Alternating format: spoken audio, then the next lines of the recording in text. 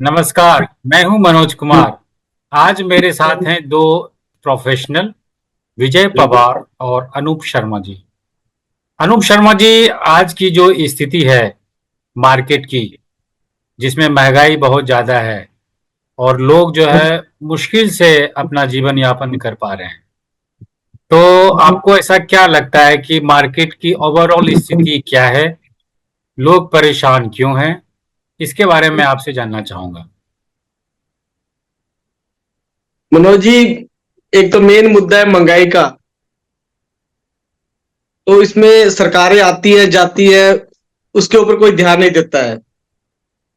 सरकार का मतलब है वोट, वोट लिए उसके बाद वोट के बाद सरकार अपना चली जाती है। महंगाई बढ़ती रहती है। आज के जमाने में, आज के टाइम में एक गरीब आदमी कुछ नहीं कर सकता। एक हर चीज पे महंगाई है, हर चीज पे टैक्स है, उस पे जीएसटी है, सब कुछ है। तो रोजमर्रा की जिंदगी बड़ी तकलीफ से जी रहा आम आदमी।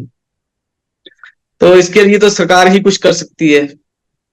आप सही बोल रहे हैं, लेकिन सरकार भी तो लोग के आधार पे ही जो है अपना काम करती है।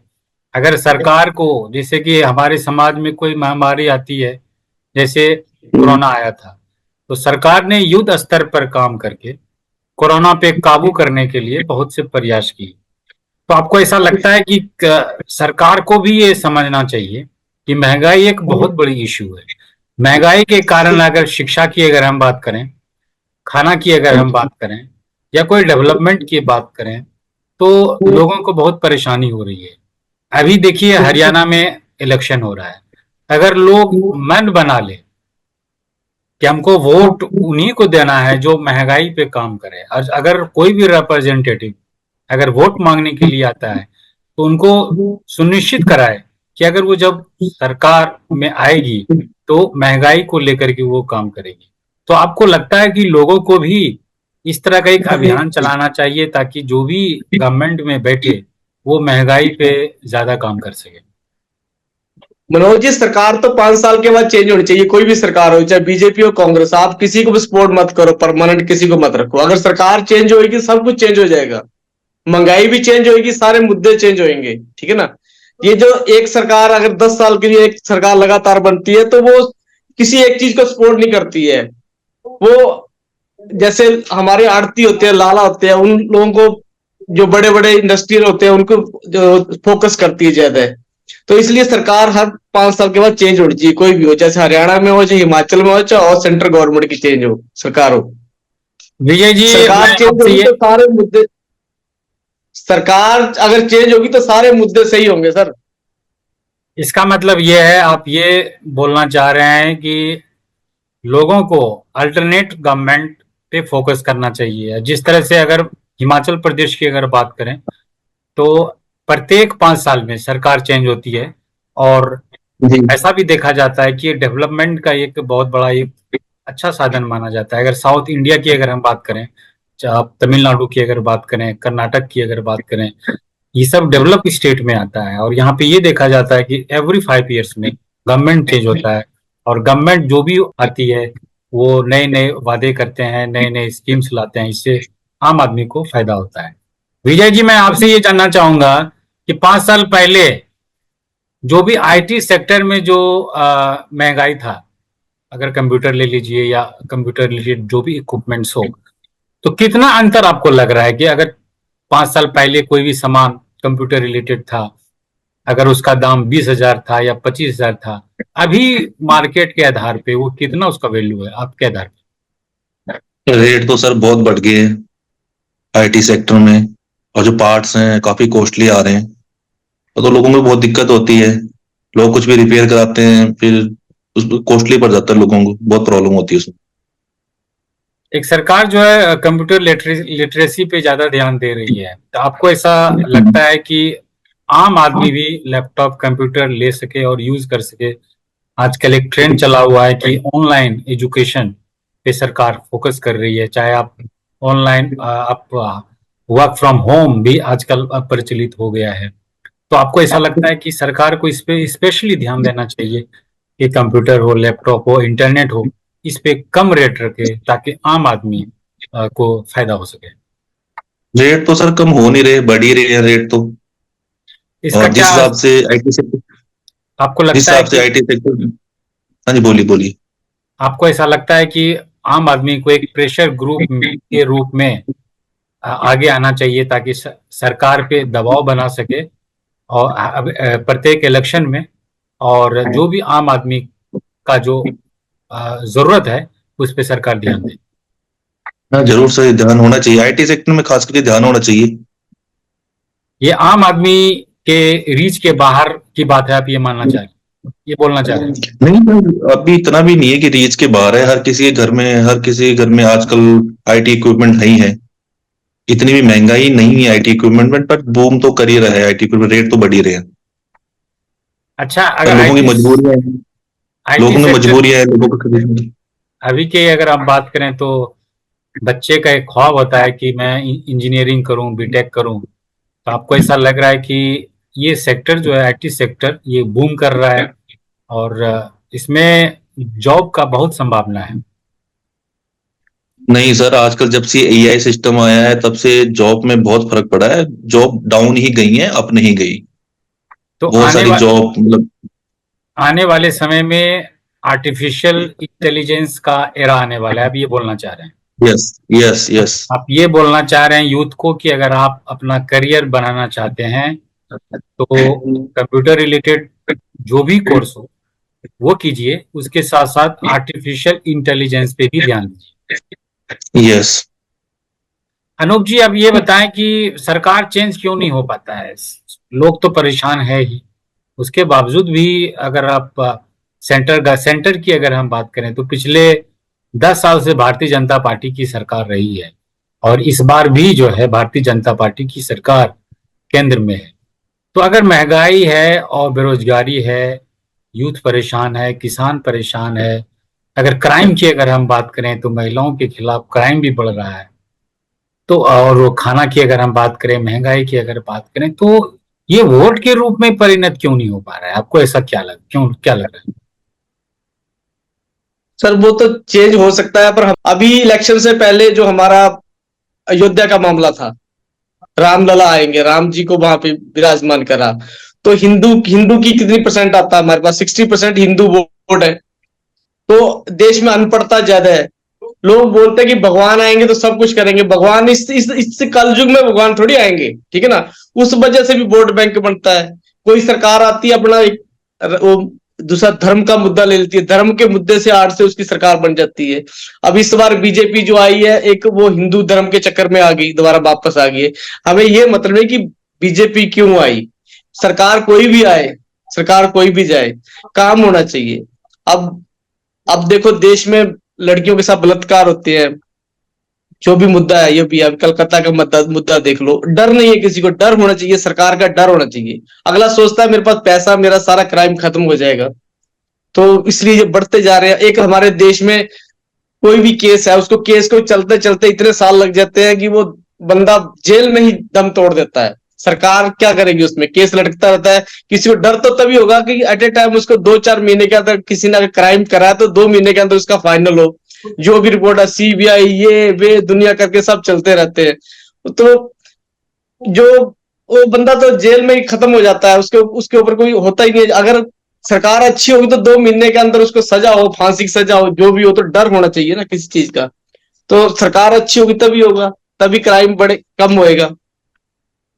आप वैसे ही सही आपका बात महंगाई का मुद्दा है, महंगाई का मुद्दा भी यही है। अगर कोई व्यापारी जरूरत से ज्यादा सामान रखता है तो उसके ऊपर भी कार्रवाई होनी चाहिए।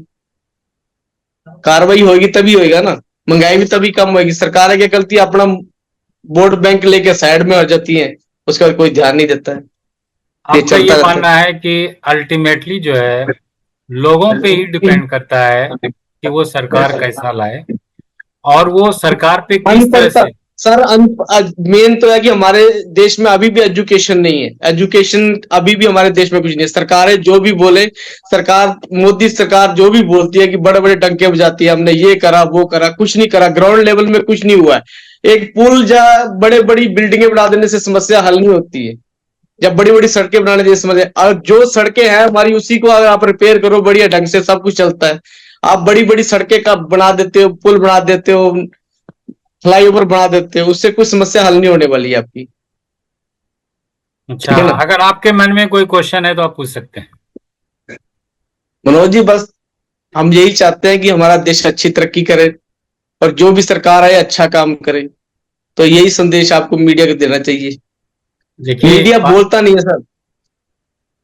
सर मीडिया बोलता नहीं सर। मीडिया मीडिया बोले तो सब कुछ हो सकता है। आज से 15 साल पहले मीडिया बोलता था, अब बोलता नहीं है। अब एक तरफा बयान होता है मीडिया का, हमेशा एक तरफा। जिस तरह से अगर कोई भी पार्टी हो, वो तीसरी बार अगर सत्ता में आए, और जी डेमोक्रेसी का ये मतलब होता है कि जिसकी बहुमत होगी उसी की सरकार होगी और उसी का आइडियोलॉजी आगे बढ़ेगा। आपको ये जी बात समझना होगा, जब तक लोग खुद डिसीजन नहीं लेंगे कि हमको कैसी सरकार चाहिए। अगर आप ये बात बोल रहे हैं कि मीडिया जो है आज वन साइडेड स्टोरी कर रही है, इसमें भी लोगों को आगे आना चाहिए। लोग जब तक सरकार पे प्रेशर नहीं लगाएगी कि आप क्यों ऐसा काम कर रहे हैं, आप मीडिया को बांध के क्यों रखना चाहते हैं, आज मीडिया वन साइडेड काम क्यों कर रही है, आप सब कुछ मीडिया पे ही छोड़ दीजिएगा। मीडिया एक ऐसी संस्था है जो प्राइवेट संस्था है। प्राइवेट संस्था में रेवेन्यू का बात आती है, जहां पे आप समझ सकते हैं। हालांकि मीडिया को चौथा स्तंभ माना जाता है, लेकिन कॉमर्शियलाइजेशन होने के कारण वो भी जो है मार्केट पे ही डिपेंड करता है कि मीडिया किस तरह से काम करेगी, सरकार पे भी डिपेंड करता है। तो अल्टीमेटली जो है मुद्दा जो है या इशू जो है लोगों के पास ही होता है। अगर आप सरकार चेंज कीजिएगा, सरकार जो आएगी वो मीडिया को फ्रीडम देगी, जो भी दिखा दिखाना चाहे। अगर वो चाहेगी कि हमको ऐसी मीडिया चाहे जो न्यूट्रल हो, सरकार का भी आलोचना कर सके, तो अगर अगर ऐसे ऐसे मीडिया संस्थाओं की अगर सरकार प्रमोट करेगी तो जरूर मीडिया जो है एक इंडिपेंडेंट मीडिया होगा।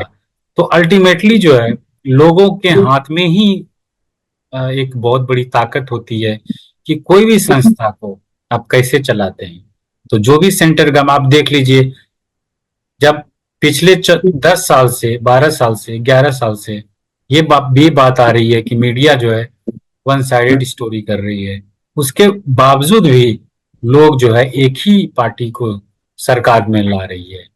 तो आप समझ सकते हैं कि जो हमारा मीडिया जो समाज का एक दर्पण माना जाता है, समाज के लोग अगर एक ही पार्टी को प्रमोट करेंगे तो जो आगे आएगा, जो मुद्दा होगा, उसी को तो दिखाया जाएगा। अब जो बात नहीं बोलेंगे, अब जैसे विपक्ष की अगर हम बात करें, विपक्ष अभी के समय में ईडी सीबीआई आईटी से डरती है, क्योंकि वो पहले भी जो कारनामा कर चुकी है उससे वो डरी हुई है, उसके पास ज्यादा पैसा पहले से ही बना के रखा है। आज विपक्ष ये सोचती है कि मैं अगर आगे आ जाऊंगा तो सीबीआई ईडी मेरे पे छापा करेगा, तो वो आगे आगे कुछ बोलना नहीं चाहता है। तो अगर विपक्ष कुछ बोले नहीं, लोग सामने आए नहीं, तो मीडिया क्या मतलब एक इंडिपेंडेंटली या अकेले ही इशू को उठाते रहे। तो मेरा ये मानना है कि विपक्ष आपका मजबूत अगर नहीं होगा, लोग सामने आगे नहीं आएंगे। अगर महंगाई हो, लोग सामने आगे नहीं आए, लोग सब चुप रहे और कोई बोले ही नहीं कि टमाटर का दाम 80 रुपया हुआ है, कुछ प्रॉब्लम ही नहीं है, तो मीडिया तो वही दिखाएगा। अगर लोग सर, वो सामने मीडिया बोलिए। महंगाई का मुद्दा भी तो मीडिया ने दिखाना है सर, मार्केट में। मीडिया मार्केट में दिखाएगी, लेकिन कोई बोलने वाला तो होना चाहिए। अगर आज का विपक्ष का नेता अगर सड़क पे आता है तो दूसरे दिन ईडी का छापा उसके घर पे आ जाता है, तो विपक्ष कोई आज रोड पे आने के लिए तैयार नहीं है, कोई सामाजिक संस्था वो आगे आने के लिए तैयार नहीं है। तो मीडिया इंडिपेंडेंटली कैसे दिखा सकता है कि आज का रेट जो है टमाटर का दाम 80 रुपया है। आम आदमी जिनको परेशानी है वो मीडिया के पास आए, चाहे वो सड़क पे प्रदर्शन करे या मीडिया के पास आए कि ये सब इशू है, मैं ये रेज करना चाहता हूँ, आप उठाइए। तो आप देख लीजिए मीडिया जरूर ये मामला मामला उठाएगी, लेकिन अब कोई आगे आएगा ही नहीं। सिर्फ इंडिविजुअली आप ब्लेम कीजिएगा मीडिया को, मीडिया कोई उठाता नहीं है। मीडिया तो ऐसा नहीं है कि हम वन साइडेड स्टोरी सिर्फ सरकार के खिलाफ हम चला दें। अगर हम चला भी देंगे तो एक दिन चलाएंगे, 2 दिन चलाएंगे, लेकिन अल्टीमेटली जब लोग आगे नहीं आएगा तो मीडिया क्या करे? कब तक जो है सरकार के खिलाफ मीडिया ये चलाते रहेगा कि आज 80 रुपए दाम हो गया। अब कोई आम आदमी से पूछे तो बोला नहीं नहीं कोई दिक्कत ही नहीं है, क्योंकि पिछले सरकार में जो सरकार थी उस समय भी 80 रुपया बिक रहा था ये नवंबर मंथ में। आज देख लीजिए जिसकी सरकार है उसमें भी 80 रुपया बिक रहा है, तो मीडिया क्यों उठा रहा है मामला? तो मीडिया एक ऐसा संस्था है जहां दोनों तरह से इनको जो है क्रिटिसाइज का सामना करना पड़ता है। तो मैं ये कहूंगा इस मामले में, ये क्वेश्चन में जो भी प्रॉब्लम हो, अल्टीमेटली सोशल ग्रुप हो, चाहे चाहे कॉमन पीपल हो, चाहे फार्मर्स हो। देखिए फार्मर्स का एजिटेशन हुआ तो मीडिया ने क्या नहीं दिखाया? वन साइडेड स्टोरी होते हुए भी फार्मर्स ने फार्मर्स के इशू को उठाया गया। आप ये सोचिएगा या कोई भी आदमी सोचेगा कि सिर्फ फार्मर्स का ही दिन रात चलाते रहे तो ये भी ठीक नहीं है, क्योंकि मीडिया को सब कुछ दिखाना पड़ता है। अगर मीडिया मान लिया जाए एक दिन में 2 घंटा 1 घंटा भी अगर फार्मर्स के इशू को उठाता है और आम आदमी वोट के रूप में सरकार को जवाब देती है, तो इसका इम्पैक्ट जरूर पड़ेगा सरकार पे। सरकार जरूर अपने पॉलिसी पे चेंज करेगी। आप देख सकते हैं ये फार्मर्स का जो इशू 1 साल तक जो प्रदर्शन हुआ, सरकार को झुकना पड़ा, और जो भी 3 बिल जो किसान विरोधी बिल जो सरकार लाई थी, सरकार को विड्रॉ करना पड़ा। तो एक मीडिया का ही प्रेशर था, 1 साल तक जरूर दिखाया। मैं ये नहीं कहता हूँ कि 24 घंटा मीडिया फार्मर्स को दिखाया इसलिए विड्रॉ हुआ। तो मैं ये बोलना चाह रहा हूँ कि जब जब भी मौका मिले, जो जो भी इशू आए हमारे समाज में, आम आदमी को भी वो समझना चाहिए कि अगर वो प्रॉब्लम है तो वो सामने आके आए, वो एक प्रेशर ग्रुप के रूप में काम करे। हमारा एक कंट्री एक डेमोक्रेटिक कंट्री है, यहाँ वोट का बहुत महत्व है। अगर वोट आप वन साइडेड कीजिएगा और सभी संस्था से आप चाहिएगा कि वो न्यूट्रल काम करे, तो वो नहीं कर पाएगा। अभी अगर ईडी की अगर हम बात करें, सीबीआई की अगर हम बात करें, तो अभी सभी लोगों में ये बात चर्चा है कि ये वन साइडेड काम कर रही है। ईडी जो है बिका हुआ है, सीबीआई बिका हुआ है, मीडिया बिका हुआ है। आप तो ये बात बोल देते हैं, लेकिन अगर लोग अगर लगातार 3 टर्म तक 15 साल तक अगर लोग एक ही सरकार को वोट करे, तो फिर ये जो संस्थाएं हमारे हैं, जो स्तंभ है हमारे डेमोक्रेसी का, वो काम कैसे करेगा? हमारे पास एक बहुत बड़ी हथियार है डेमोक्रेसी में कि हम वोट के रूप में हम चेंज कर सकते हैं। हम सरकार पे दबाव डाल सकते हैं कि अगर ईडी काम इंडिपेंडेंटली नहीं कर रही है तो सरकार उस पर कंट्रोल कर सकती है। सीबीआई अगर काम अच्छी से नहीं कर पा रही है तो सरकार जो है अल्टीमेटली उस पर कंट्रोल कर सकती है। मीडिया भी अगर काम नहीं करती है, क्योंकि सरकार के पास मीडिया रेगुलेशन के लिए पावर होता है, कुछ एक्ट बना सकती है। आप देख सकते हैं, आप जानते होंगे कि सोशल मीडिया आजकल बहुत प्रचलित है, लेकिन अभी की जो सरकार है, चाहे स्टेट गवर्नमेंट हो चाहे सेंट्रल गवर्नमेंट हो, वो चाहती है कि सोशल मीडिया जो अनकंट्रोल है, जो सरकार के कंट्रोल में नहीं है, वो भी चाहती है कि सोशल मीडिया पे मैं कंट्रोल करूं। हालांकि ये आम आदमी का ही एक प्रेशर है जो कि सरकार इस पे अभी तक कुछ काम नहीं कर पा रही है। तो मैं यही कहूंगा कि आम आदमी को, सोशल ग्रुप को सामने आना पड़ेगा। पॉलिटिकल पार्टीज पे आप हर समय विश्वास नहीं कर सकते हैं। ओपोजिशन अभी डरा हुआ है।